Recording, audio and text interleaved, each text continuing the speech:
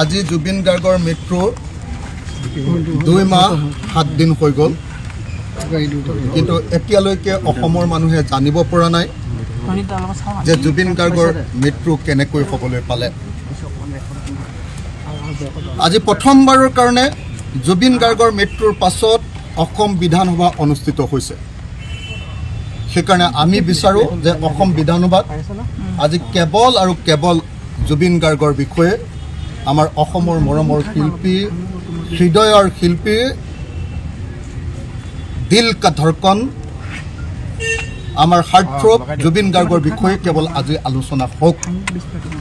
মই চেষ্টা কৰিম এজন বিধায়ক হিচাপে, ঐতিহাসিক শিৱসাগৰ বিধানসভা সমষ্টিৰ এটা সন্মানীয় বিধানসভা সমষ্টিৰ এজন বিধায়ক হিচাপে মোৰ চেষ্টা থাকিব যে আজি অসমৰ গৃহমন্ত্ৰী আৰু অসমৰ মুখ্যমন্ত্ৰীৰ পৰা আমি জুবিন গাৰ্গৰ মৃত্যুৰ সম্পূৰ্ণ বিৱৰণ যাতে উলিয়াই ল'ব পাৰোঁ।